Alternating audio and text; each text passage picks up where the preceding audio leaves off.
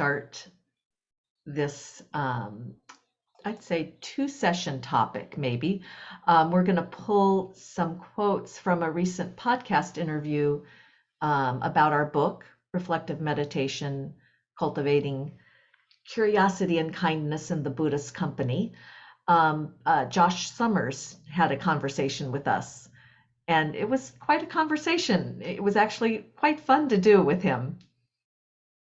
Yeah, and so we're going to, like we said, pick some sections. We covered quite a bit of ground in this interview, and it is now up. If people want to listen to the interview, it is up on the reflectivemeditation.org website, right, Linda? I don't know. Okay, we don't know. We hope so. If not, it will be there very soon. Yeah. Go ahead.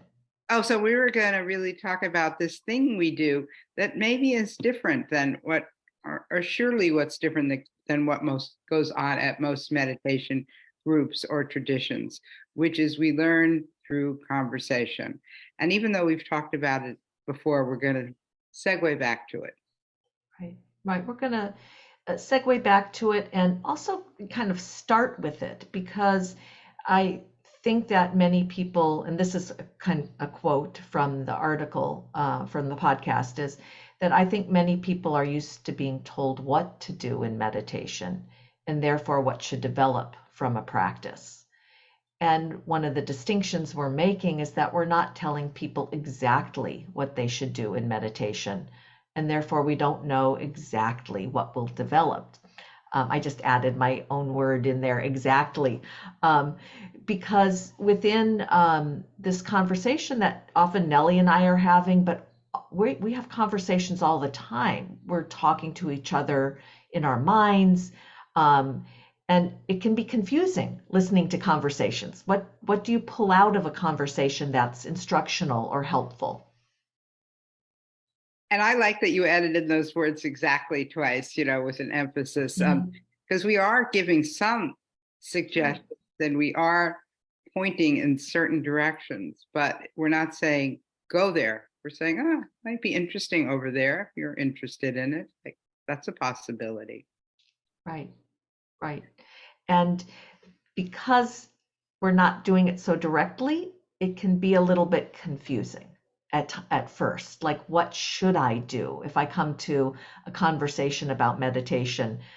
How do you take something away from that conversation and actually implement it into the meditation practice? Right. And of course, we give people the freedom to not take it or implement it if it really feels off course for them, like really not a helpful suggestion, or one that maybe they even can wrap their minds and hearts around. So, that's the other part about it, is we're saying, okay, you need to discern what of this is a fit for you. And that also can be confusing because, again, we're used to being told what to do, and we're used to being told how to learn. Right. Yeah, I think even the approach that we're taking, Nelly, it can seem a little bit lighter than an authority of, what we think people should do, that there's a familiarity and accessibility because it's conversational, but it also can seem maybe light or not as deep. Right, not the real thing anyway. Right, like, is this really Buddhist?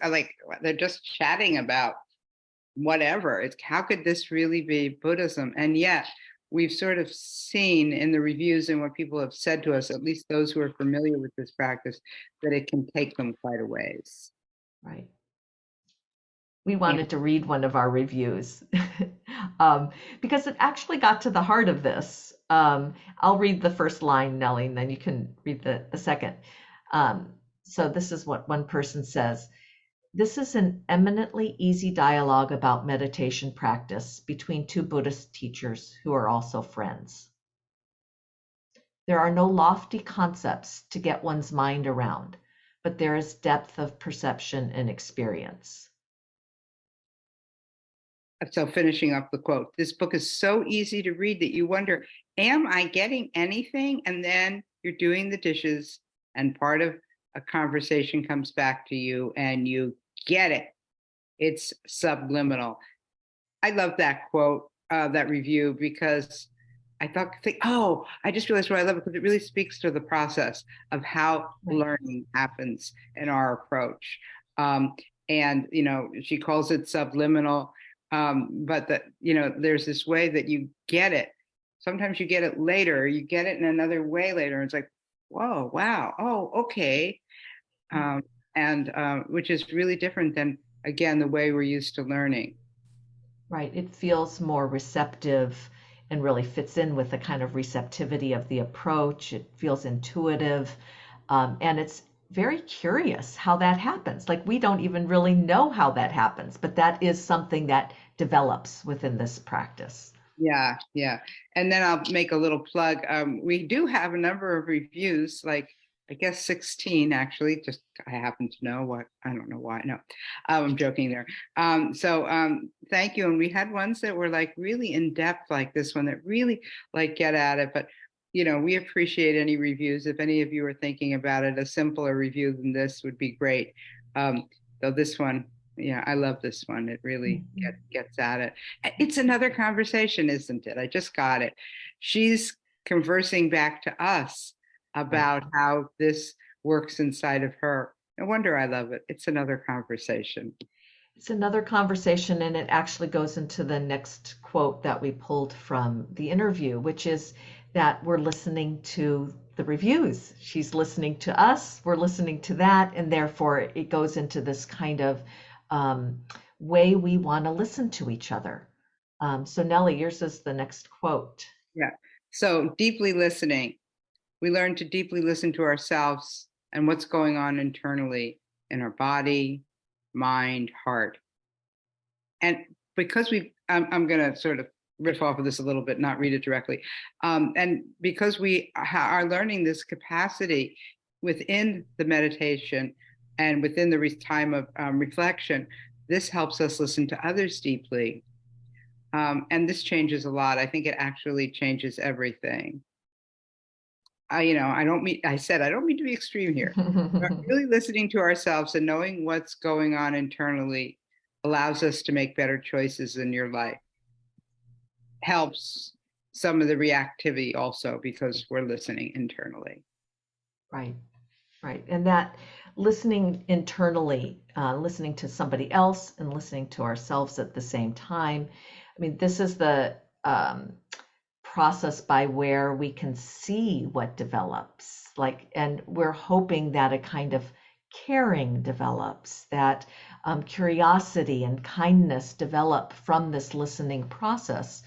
And we've seen that happen within ourselves and within others. And I just feel like the reactivity that we might have while we're listening to people, our own voices, that we don't throw that away easily. We're more curious about it. And that actually comes into this deep listening process.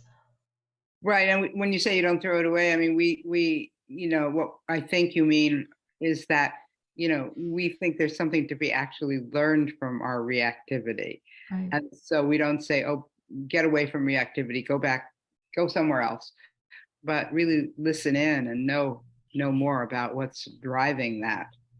Right.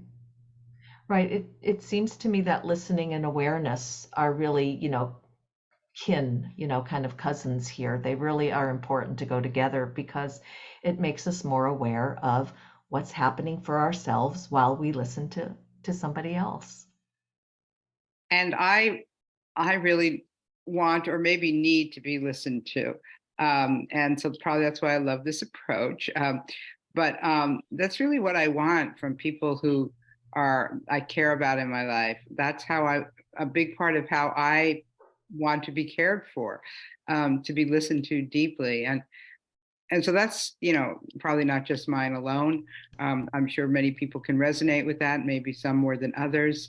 But the other part about it is really this is how we develop metta, which I like the translation of is friendliness or caring. And so, as we're listening to ourselves and others with caring, we are developing the capacity for more caring, more metta, more friendliness. Right.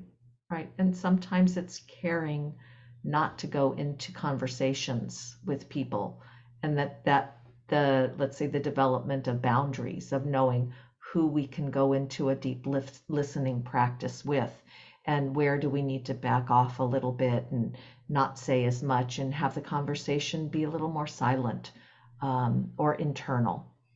So, Yeah, and we, on that note, we do really, we are very thoughtful and intentional about trying to create processes and sanghas where people can both have their boundaries, but also speak up and really be heard. okay. I think it's That my turn to ring some bells today.